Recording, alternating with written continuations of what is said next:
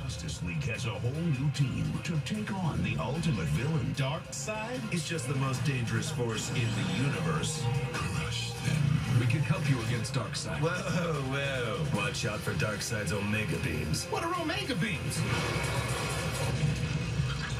Those are Omega Beams. Got it.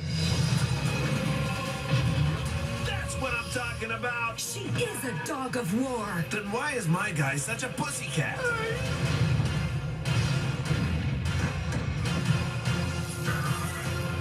There are two sides to every hero. Justice League does it again. Fist bump. Hi, this is Kari Wahlgren, voice of Wonder Woman, and you are watching Superman Homepage. Hi, how's it going? It's going great. So you're the screenwriter? Yes. So why do you think the Lego films are so successful today as opposed to just being toys? I think, the Lego movies sort of have their own sort of voice to them.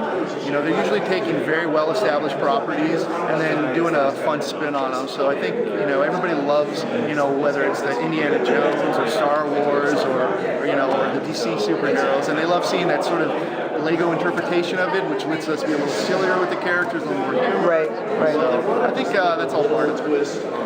So do you think that it transfers well in story, like when you're writing story in terms of realism?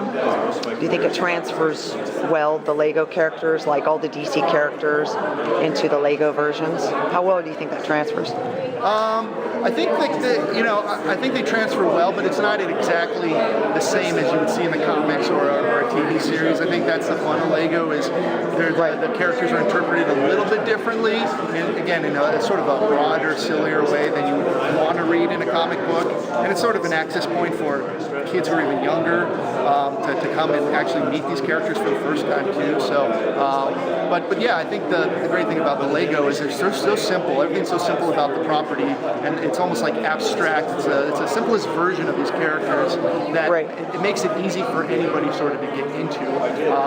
And the visuals are simple, and the stories they're just fun and easy for kids to get into, I think. Right. So when you're writing a Lego film like this one, do you have like kids in mind? Do you have a specific market, or is it just all ages? Anything you do, you sort of want everybody to like. I definitely want to focus towards the kids. I think that's important that you're writing towards them, and I don't think that's a bad thing either. I don't think writing towards kids means you're alienating adults, because if you write material that's for kids, that's great. I think adults will appreciate it too. That said, we still have plenty of stuff for parents who are watching with their kids or just regular fans of these characters. So, but yeah, it's really, we're really focused on trying to do something that's sort of kid-friendly.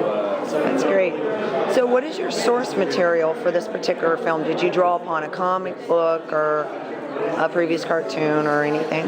I probably, when I was writing this, I was looking at a lot of source material, especially interpretations of Bizarro. So I was looking at a lot of different animated versions of Bizarro, whether it was Super Friends or even the old Justice League cartoon.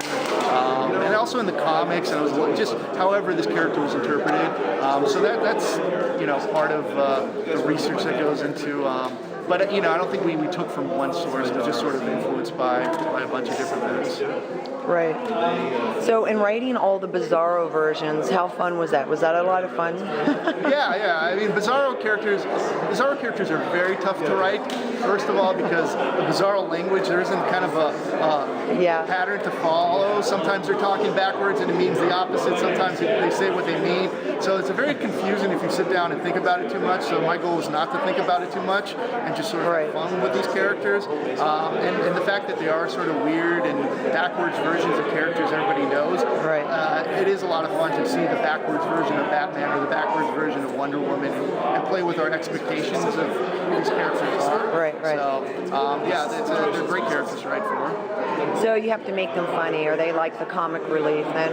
Yeah, absolutely. It's like I think it's very important that this property is funny. There's a pretty serious villain in here. So we want as much comedy so the kids are laughing and having a good time. And the Bizarro characters, I think, just their silliness and they sort of act, not dumb, but that sort of dumb comedy is just a great place to get laughs from. All right. Well, thank you very much. Appreciate it. I enjoyed the interview. Thank you. Thank you. Bye-bye.